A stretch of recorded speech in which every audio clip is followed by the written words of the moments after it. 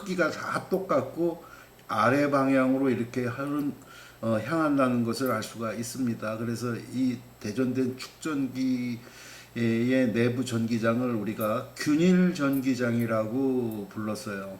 입실론 제로 분지 시그마 여기 나와 있습니다. 이게 내부 전기장이에요. 우리가 바로 가우스 법칙으로다가 이 대전된 축전기판의 내부 전기장 값을 앞에서 고생해서 구한 적이 있었죠. 그 다음에 요 마이너스 Q판과 플러스 Q판 사이에 전위차는 이것도 마찬가지로 V 인테그랄 D부터 D만큼 떨어져 있으니까 여기가 윗극판이 제로고 밑에 마이너스 극판은 D죠. D만큼 떨어져 있으니까 D부터 제로까지 전기장의 역행, 즉 인테그랄 D부터 제로까지 마이너스 2 도트 DR 해줘 갖고 두 양단 간의 전위차를 구했었어요. 구하니까 얼마였었어요? 전기장 곱하기 떨어진 기럭지에서 입실론 제로분지 시그마 D라는 값이 나왔었죠.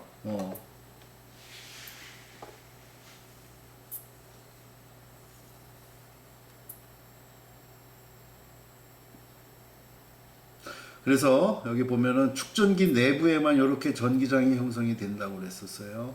바깥에서는 전기장이 제로라고 해갖고 바로 여기다가 바로 대전된 이 축전기 내부는 전기장의 형태로다가 여기 에너지가 빼곡하게 채워져 있다는 것을 알 수가 있습니다. 그래서 기호로 쓰면은 이렇게 우리가 쓸 수가 있습니다. 이게 책받침 두 개 똑같은 거 두 개 금속 책받침 연결해 놓은 거예요. 나란히 세워 놓은 겁니다.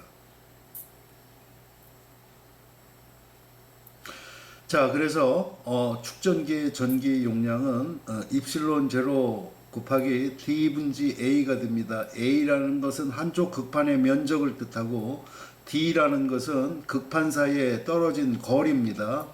그리고 입실론 제로는 이 판 사이에 어떤 물질이 들어가 있는가 그 물질의 유전 상수 값입니다.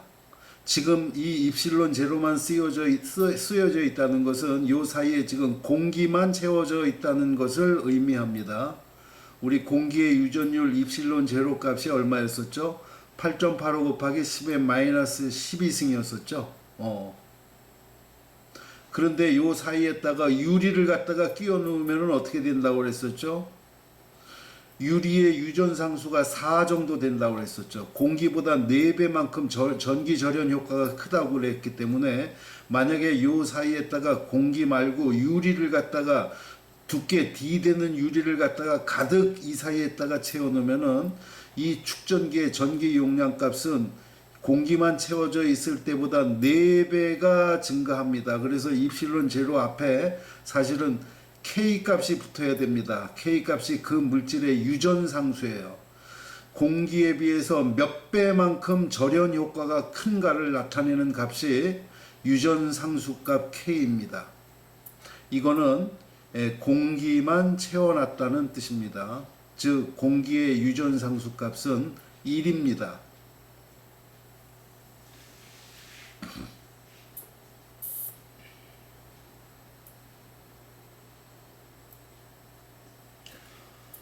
자, 잠시 쉬었다 하도록 하겠습니다.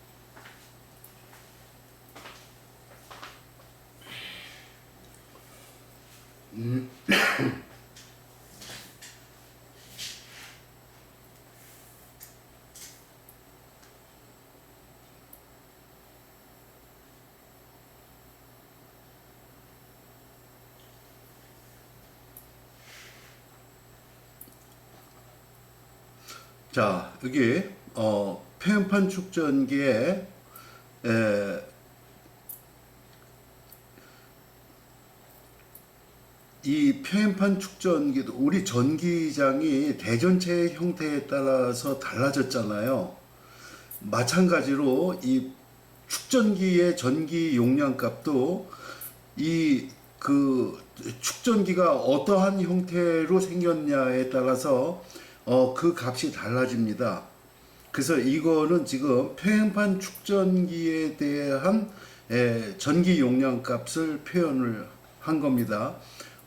이 표현판 축전기 말고 이 표현판 축전기가 사실은 굉장히 불편합니다. 그래서 이 표현판 축전기 대신에 이런 구형 축전기를 갖다가 또 만들었어요. 그래서 축전기의 형태가 달라지기 때문에 이렇게 보면은 전기 용량 값이 전혀 다른 형태로다가 나타나지만은 우리가 구했던 전기장 그리고 전위를 이용해서 축전기의 전기 용량을 구하는 거기 때문에 우리가 원리를 이해하면은 전혀 문제될 것이 없습니다. 자, 축전기 이 표현판 축전기의 전기 용량 값이 왜 입실론 제로 곱하기 d 분지 a가 되느냐 하는 거예요. 자, 결론부터 이야기를 하면은 유전상수가 큰 물질을 여기다가 집어넣을수록 표현판 사이의 거리가 좁아질수록 표현판의 면적이 커질수록 이 표현판 축전기의 전기 용량 값은 증가한다는 것을 알 수가 있습니다.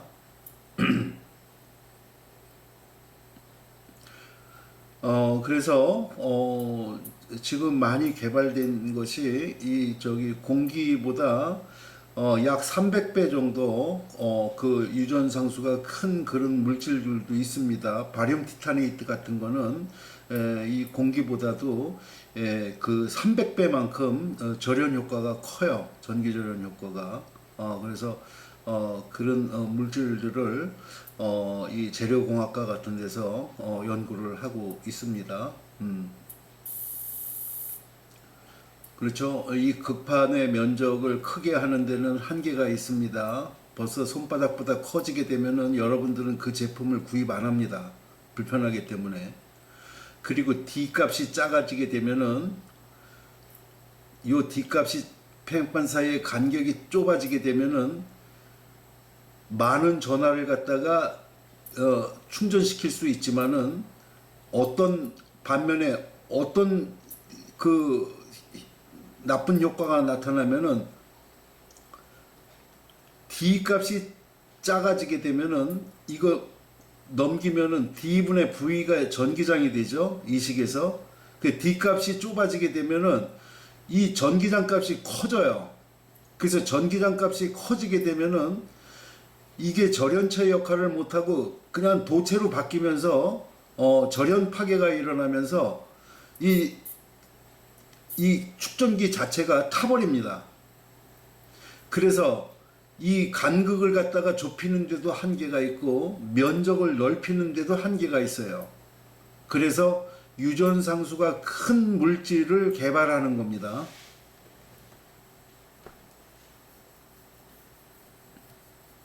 근데 그런 거 개발할 필요도 없을 것 같아요. 왜냐면은 지금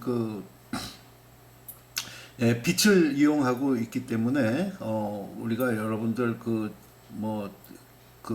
콘센트에 연결해 갖고 한 2시간 충전하면은 풀필드가 되죠. 가득 채워지는데 그거 갖고 여러분들 그거 갖고 게임하고 막 그러기 때문에 하루도 못 간대요.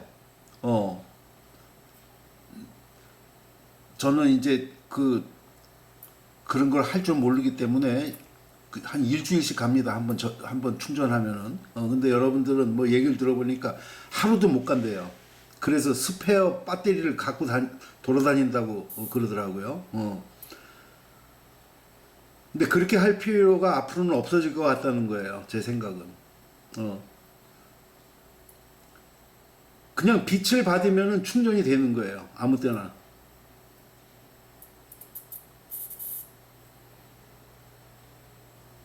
그러면은 이 충전 용량이 그렇게 클 필요가 없겠죠. 이 형광등에 노출돼도 충전이 되고 태양에 노출돼도 충전이 되고 그러면은 그래서 그런 쪽으로다가 이제 그 배터리가 진행이 되지 않을까 저는 그렇게 생각합니다. 이 왜 뭐 갤럭시 전 잘 모릅니다만 뭐 갤럭시 같은 거 이렇게 개발하면은 그거 뭐 터지고 주머니 속에서 터지고 뭐 그런다는 얘기를 들었는데 이게 바로 그런 그 전기장이 지금 강해지면서 여기서 배터리 그냥 폭발하는 그런 경향이 아닌가 저는 그렇게 생각을 합니다.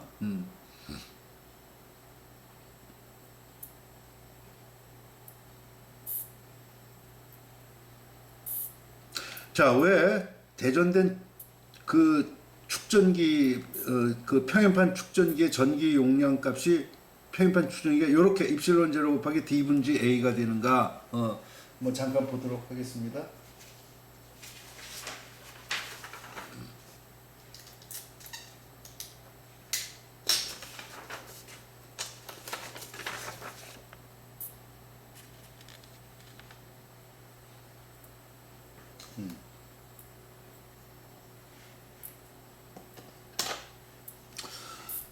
자, 이게 플러스로다가 된 극판 위의 면적이 A입니다. 이쪽은 마이너스 극판이에요. 플러 마이너니까 밑으로다 균일 전기장 E가 형성이 되어 있습니다. 떨어진 기력지는 D가 됩니다. 자, 이 축전기의 전기 용량 C는 V분지 Q라고 했습니다. 자, 두 점 간의 전위 차는 얼마죠? E 곱하기 D라고 했었죠. 그래서 ED분의 Q가 됩니다. 근데 E라는 값 알고 있죠? 대전된 이 그 평행판 축전기의 내부 전기장은 입실론 제로분지 시그마로 주어지죠. 자, 근데 시그마라는 거는 면 전하 밀도라고 했습니다. 자, 여기가 플러스 Q로 대전이 돼 있고 이 전체 판의 면적이 A니까 1제곱미터당 들어있는 전기량, 즉 면 전하 밀도는 A분지 Q가 될 겁니다. 이 전체 전기량이 Q라는 거예요. 그래서 A분지 Q가 면전화 밀도가 됩니다. 그래서 시그마 대신에 A분지 Q를 갖다가 시그마에다가 대입을 합니다. 그러면은 요 식은 요렇게 표현이 돼요. 그래서 Q 없어지고 역전이 돼 갖고 평행판 축전기의 전기 용량은 입실론 제로 곱하기 D분지 A가 됩니다. 그렇죠? 자, 그래서 이런 거를 이렇게 그냥 이걸 수식으로 외우게 되면은 이거 하루 지나면 없어집니다. 그래서 이런 원리, 우리가 지금까지 구한 전기장을 이용해서 전위를 구했잖아요. 이런 원리로다가 이거를 딱 계산해 보면은 이거는 이렇게 유도한 순간에 우리 머리에 그대로 남습니다. 없어지지 않습니다. 그래서 개념을 갖다가 잘 파악해야 돼요. 이 엄청난 수식을 어떻게 외웁니까?